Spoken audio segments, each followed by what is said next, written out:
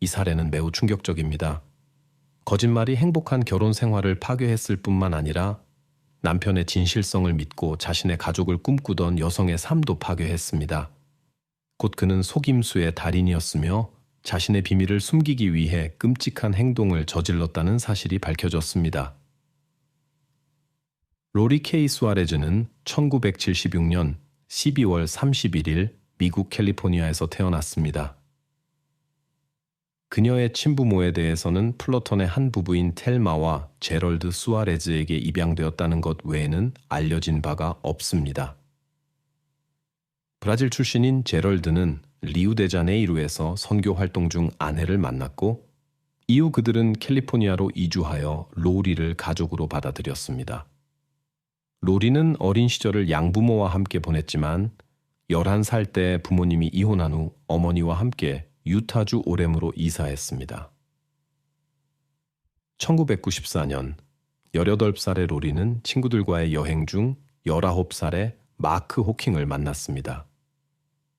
그들의 만남은 운명적이었고 둘은 떨어질 수 없는 사이가 되었습니다. 5년 후 그들은 결혼했고 강하고 긴밀한 유대감으로 친구들과 가족들을 감동시켰습니다. 마크는 완벽한 남편처럼 보였습니다. 사랑스럽고 돌봄이 많고 부지런했습니다. 하지만 이 겉모습 뒤에는 거짓말의 그물이 숨겨져 있었습니다. 2004년 비극적인 사건이 일어났을 때 로리는 관리자의 보조로 일하는 야심찬 부지런한 27세 여성이었습니다. 동료들은 그녀를 목표 지향적이고 똑똑하며 결단력 있는 사람으로 묘사했습니다. 반면 마크는 유타 대학을 졸업하고 의과대학을 준비 중이라고 주장했는데 이는 사실과 거리가 멀었지만 그 시점에서 그는 아내와 그녀의 친척들을 설득해 놓았습니다. 마크가 공부를 계속할 수 있도록 가족은 노스캐롤라이나로 이사할 계획이었습니다. 또한 부부는 로리가 5주차 임신 중이라는 사실을 알게 되었습니다. 모든 것이 완벽해 보였습니다. 여성은 이미 직장을 그만두었고 마지막 근무일과 이사까지 몇 주밖에 남지 않았습니다. 하지만 모든 계획은 2004년 7월 19일 로리가 집을 나가서 돌아오지 않았을 때 산산조각 났습니다. 그날 아침 10시쯤 마크는 아내의 사무실에 전화해 그녀의 위치를 물었지만 직원은 그녀가 아직 오지 않았다고 말했습니다. 로리가 항상 매우 정확한 사람이었기 때문에 이것은 이상했습니다. 마크는 로리의 상세게 아내가 아침 5시 반쯤 근처 공원으로 평소에 달리기를 나갔지만 집에 돌아오지 않았다고 말했습니다. 그는 로리가 아마도 바로 직장으로 가서 차를 가져갔을 것이라고 추측했습니다. 상사는 이것이 이상하다고 느끼고 마크에게 경찰에 신고할 것을 조언했습니다. 마크는 조언에 따라 오전 10시 7분에 경찰에 전화했습니다. 그는 또한 로리의 친구들에게 전화해 누군가 그녀가 어디에 있는지 알고 있는지 확인하려 했습니다. 그러나 그날 아무도 그녀와 연락하지 않았습니다. 마크는 오전 10시 49분에 다시 경찰에 전화해 공원으로 가는 길에 아내를 찾고 있었고 차도에서 그녀의 차를 발견했지만 로리의 흔적은 없었다고 보고했습니다. 그는 수색에 도움을 요청했지만 경찰은 실종자 신고를 하려면 최소 24시간을 기다려야 한다고 대답했습니다. 한편 로리의 가족, 친구들, 동료들은 마크가 수색하는 것을 돕기로 결정했습니다. 일부 친척들은 심지어 나라의 다른 지역에서 여행해 왔지만 불행히도 수색에 진전이 없었습니다. 7월 20일 경찰은 로리의 가족이 시작한 수색 활동에 합류했습니다. 그들은 기자회견을 열고 임신한 여성을 찾는 데 도움을 줄 것을 대중에게 요청했습니다. 그녀의 사진과 연락처가 적힌 수백 장의 포스터가 도시 전역에 붙여졌고 언론에서 이 사건을 광범위하게 보도하면서 1000명이 넘는 자원봉사자들이 모였습니다. 모든 노력에도 불구하고 로리의 흔적은 찾을 수 없었습니다. 마크, 그녀의 남편은 카메라 앞에 설 때마다 매우 걱정스러워 보였습니다. 같은 날 이른 아침, 경찰은 호텔 근처에서 그의 이상한 행동에 대한 신고를 받았습니다. 마크는 샌들만 신고 있었고 너무 흥분한 상태여서 유타 대학교 정신과 병동으로 이송되어야 했습니다. 가족을 아는 사람들은 임신한 아내의 실종이 그에게 정서적 붕괴를 일으켰을 수 있다고 생각했습니다. 그들은 로리의 실종과 관련하여 그를 의심할 이유가 없다고 보았습니다. 그럼에도 불구하고 경찰은 다른 의견을 가지고 있었고 처음부터 마크를 그녀의 실종 용의자로 의심했습니다. 대규모 수색이 진행되는 동안 그가 언론에 보여준 걱정의 가면이 무너지기 시작했습니다. 마크는 자신의 교육에 관해 아내를 포함한 주변 모든 사람들을 속였습니다. 그는 로리와 그녀의 가족에게 유타 대학교에서 심리학 우등 학위를 받았고 노스캐롤라이나에서 의학 공부를 시작했다고 확언했습니다. 그래서 그들은 이사를 계획했습니다. 하지만 마크의 아버지 더글라스 해킹은 다른 사람들이 모르는 진실을 알고 있었습니다. 7월 22일, 그는 이 정보를 언론에 공개했습니다. 그의 아들이 학사 학위를 받은 적이 없고 2002년에 학업을 중단했다는 사실이 밝혀졌습니다. 비록 그는 강의에 참석하고 공부하고 과제를 제출하는 척했습니다. 마크는 심지어 전국을 여행하며 다양한 의과대학에서 면접을 보는 척했습니다. 더글라스는 어떤 의과대학도 그의 아들을 받아들이지 않았으며 이 모든 것이 면밀히 계획된 속임수였다고 주장했습니다. 마크는 학업적 성공에 대한 기대와 관련된 압박 때문에 거짓말을 했습니다. 그의 가족 전체가 의료 분야에 종사했기 때문입니다. 아버지는 소아과 의사, 어머니는 간호사였고 그의 형제들은 학문적 성취를 이루었습니다. 로리의 가족은 마크의 기만에 충격을 받았지만 그것이 로리를 찾는 일에 방해가 되지는 않았습니다. 수색에 참여한 많은 사람들은 그가 자신의 교육에 대해 거짓말할 수 있다면 로리의 운명에 대해서도 거짓말할 수 있다고 생각했습니다. 반면에 다른 사람들은 교육에 대한 거짓말이 그를 실종 사건의 범인으로 만들지는 않는다고 생각했습니다. 마크가 이에 대해 질문받았을 때 그는 어떤 관련성도 부인했습니다. 그럼에도 불구하고 경찰은 다른 의견을 가지고 있었습니다. 처음부터 마크는 용의자로 간주되었습니다. 그에 대한 증거가 쌓여가고 있었기 때문입니다. 경찰은 자신들이 1급 범죄를 다루고 있다고 확신했습니다. 부부의 아파트를 수색하면서 수사관들은 여러 단서를 발견했습니다. 스프링이 손상된 매트리스, 새 매트리스 구매 영수증, 침구류, 주방 도구에 묻은 이상한 짙은 붉은 얼룩들, 침실 협탁에 있는 카페 조각들, 손님방에서 발견된 로리의 것으로 추정되는 편지와 의류. 경찰의 주의를 특히 끈 것은 로리가 사라진 아침에 마크가 공원을 수색하고 경찰에 신고했다고 주장했지만 실제로는 새 매트리스를 구입하는 데 시간을 보냈다는 사실이었습니다. 게다가 공원 근처에서 발견된 로리의 차 앞좌석은 약 180cm 키의 사람에게 맞게 조정되어 있었는데 로리의 키는 150cm 정도에 불과했습니다. 집에서 로리의 자동차 열쇠가 발견되었는데 이는 의문을 제기했습니다. 만약 그녀가 정말 운동하러 공원에 갔다면 왜 열쇠는 집에 남아 있었을까요? 다양한 장소에서 발견된 여러 증거 중에는 침실 침대에 맞는 잘린 매트리스도 있었는데 이것은 유타 대학교 병원 근처의 쓰레기통에서 발견되었습니다.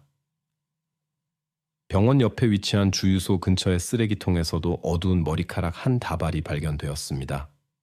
마크와 로리의 소유였던 2대의 차에서 많은 자료가 확보되었고 병원, 공원 내 교회, 24시간 운영되는 상점의 감시 영상은 사건의 새로운 세부 사항을 더했습니다. 증거가 쌓이면서 마크에 대한 의혹은 점점 더 강해졌고 로리를 살아서 찾을 가능성이 날이 갈수록 줄어든다는 것이 점점 더 분명해졌습니다. 로리가 실종된 지 며칠 안에 경찰은 마크가 7월 19일 이른 아침 그들의 공동주택에서 범죄를 저질렀을 가능성을 보여주는 수많은 증거를 수집했으며 몇 시간 후 알려지지 않은 장소에서 증거를 처리했을 것이라는 점을 시사했습니다.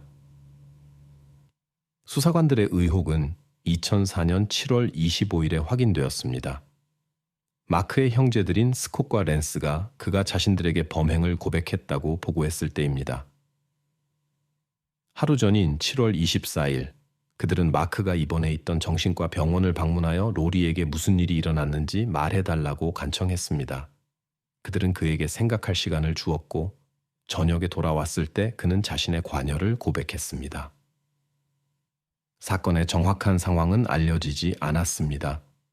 그러나 로리가 직장에 있던 7월 16일 금요일에 노스캐롤라이나 의과대학에 전화하여 재정 지원에 대한 정보를 얻으려 했으며 그녀의 남편이 그곳에 등록되어 있지 않다는 사실을 알게 되었다는 것이 밝혀졌습니다.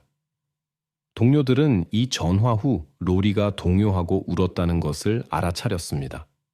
그녀는 일찍 퇴근하고 집으로 돌아갔으며 아마도 마크와 이야기하기 위해서였습니다. 법원 문서에 따르면 로리는 같은 날 오후 5시경 대학 직원에게 전화를 걸어 마크가 컴퓨터 오류나 다른 변명으로 그가 명단에 없는 이유를 설명했다는 내용의 음성 메시지를 남겼습니다. 그녀는 그를 믿은 것 같습니다. 왜냐하면 같은 날 저녁 그들은 함께 그의 상사의 시골집에서 열린 파티에 갔고 즐거운 시간을 보내는 것처럼 보였기 때문입니다. 진실은 항상 밝혀지기 마련이고 사기에 대한 논의는 18일 일요일 오후에 이루어졌습니다. 마크가 아내에게 자신의 교육과 미래 계획에 대해 거짓말을 했다고 밝혔을 때입니다. 이것은 로리에게 큰 실망이었습니다. 그 후 로리는 잠을 자러 갔고 마크는 비디오 게임을 했습니다.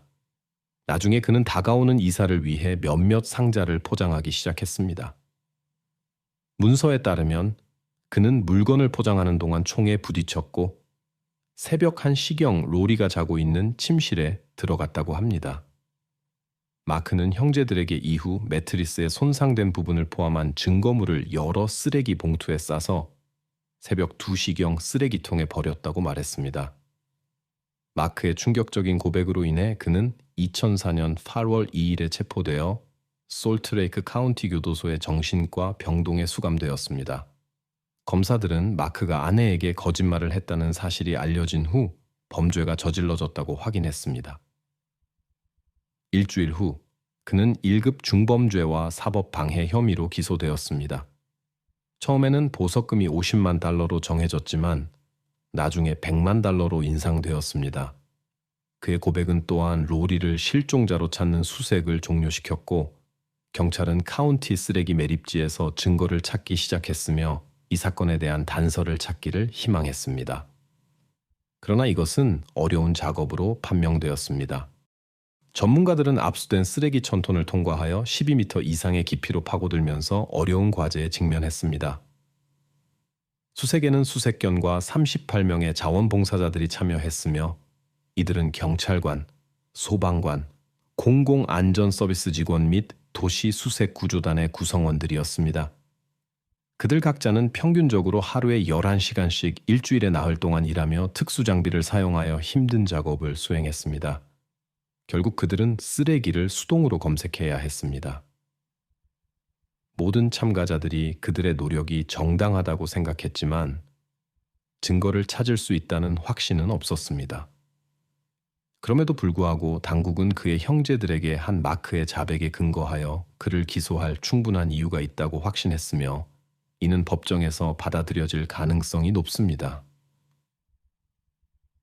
다양한 물질적 증거 중에는 그녀의 차 안과 난간, 침대 헤드보드와 매트리스에서 발견된 버건디색 얼룩이 있었습니다. 부엌에서는 매트리스를 자르는 데 사용되었다고 하는 도구가 발견되었습니다. 경찰은 또한 로리가 실종되기 하루 전에 쓴 것으로 추정되는 편지를 가지고 있었습니다. 그 편지에서 그녀는 남편에게 행동을 바꿔달라고 부탁했고 그와 함께 늙어가고 싶지만 이런 상황에서는 안 된다는 바람을 표현했습니다. 이 말들은 마크의 자백 후에 더 명확해졌으며 그 편지는 로리가 의과대학에 한 전화와 연관되어 있었습니다. 게다가 검사들은 24시간 영업하는 상점의 감시 영상을 수집했는데 여기에는 마크가 담배를 구매하고 자신의 손과 손가락을 살펴본 다음 아내의 차를 몰고 떠나는 모습이 담겨 있었습니다. 그가 자신의 진술에 따르면 범죄를 저지른 시점으로부터 약 18분이 지났습니다. 수사관들은 한 사람이 큰 자루를 쓰레기통에 버리는 모습이 담긴 영상을 입수했습니다. 또한 그가 여자의 차를 타고 그녀가 그의 말에 따르면 실종된 공원으로 운전해가는 모습도 볼 수 있었습니다. 처음에는 검찰이 마크에게 가장 무거운 형벌을 요구할 것으로 예상되었습니다. 하지만 검사들은 1급 범죄로 그를 기소하기로 결정했는데 이는 5년에서 종신형까지의 형을 규정하고 있습니다. 이 결정은 결정적인 증거가 없어서 내려졌습니다. 며칠 후 마크는 변호사 길버트 안테이와 함께 제3지방법원의 윌리엄 베럿 판사 앞에서 예비 심리에 출석했습니다. 참석자들은 피고인이 방탄조끼를 입고 7명의 보안관들과 동행했다는 사실에 놀랐습니다. 이런 보안 조치는 보통 유명한 사건이나 예상치 못한 상황에서 취해집니다. 로리의 실종 후 2달 이상이 지나 그녀의 가족은 이미 희망을 포기했습니다. 그러나 10월에 경찰의 넬슨 경사는 쓰레기통에서 결정적인 증거를 발견했습니다. 그 장소는 빠르게 봉쇄되었고 전문가들은 법정에서 사용될 수 있는 증거를 여러 시간 동안 수집했습니다. 같은 날, 당국은 법의학 검사를 통해 발견된 증거가 로리의 사건과 관련이 있음을 확인할 수 있었습니다. 이 소식은 그녀의 가족에게 복잡한 감정을 불러일으켰습니다. 한편으로는 최악의 두려움이 확인된 데 대한 실망감이 있었고 다른 한편으로는 마침내 그녀와 작별할 수 있다는 안도감이 있었습니다. 검사들은 이제 마크의 범죄의 결과를 증명할 수 있게 되어 발견된 증거가 사건을 크게 진전시켰다고 생각했습니다. 10월 30일 마크는 제3지방법원에서 열린 기소 심리에 참석했습니다. 놀랍게도 그는 무죄를 주장했습니다. 로리의 어머니는 그가 유죄를 인정하기를 거부한 것에 대한 불만을 표현하며 가족의 고통을 연장하고 피할 수 없는 일을 지연시키고 있다고 비난했습니다. 2005년 4월 말로 예정되어 있던 재판은 마크가 자백을 했을 때인 4월 15일에 중단되었습니다. 그는 판사에게 2004년 7월 19일 아침에 어떻게 범죄를 저질렀는지 자세히 설명했습니다. 그의 유죄 인정으로 검찰과 사법방해 혐의에 대한 기소 중단에 합의했습니다. 10분간의 연설 동안 마크는 아내가 그의 삶에서 가장 중요한 사람이었으며 자신의 행동을 설명할 수 없다고 고백했습니다. 로리의 어머니만이 진정한 유감을 표현한 유일한 사람이었습니다. 그녀는 자백에 충격을 받았지만 마크가 자신의 행동에 책임을 지는 것에 대해 안도감도 느꼈습니다. 선고 한 달 전, 로리의 부모는 마크와 거리를 두기 위해 추모 명판에서 해킹이라는 이름을 제거하기로 결정했습니다. 2005년 6월 6일에 마크는 선고를 받았습니다. 그는 최소 2035년까지 가석방 가능성이 있는 6년에서 종신형의 형을 선고받았습니다. 마크는 판결을 들었을 때 울었고 형을 살기 위해 유타 주립 교도소로 이송되었습니다. 재판 후 마크의 부모는 성명을 발표했는데 그의 범죄는 용서할 수 없지만 그가 학습 장애와 대학에서의 실패로 인한 정서적 스트레스를 포함한 정신 건강 문제로 고통받고 있었다고 지적했습니다. 마크의 아버지는 그가 쓴 편지를 낭독했는데 그 편지에서 마크는 자신의 실수를 바로잡고 자신의 행동으로 상처를 준 모든 사람들에게 사과하려고 노력하고 있기 때문에 교도소에서 괜찮다고 썼습니다. 2006년에 마크가 범죄자들을 기념하는 웹사이트에서 교도소에서 자신의 서명과 다른 물건들을 판매하고 있다는 사실이 알려졌습니다. 교도소 관리와 대화를 나눈 후 그는 자발적으로 이러한 활동을 중단했습니다. 이후 몇 년 동안 로리의 어머니는 수감된 마크와 편지를 주고받으며 그를 용서했다고 전했습니다. 과거를 뒤로하기로 한 그녀의 결정에도 불구하고 그녀는 계속해서 로리를 기억하며 그 상실감을 결코 극복할 수 없다고 말합니다.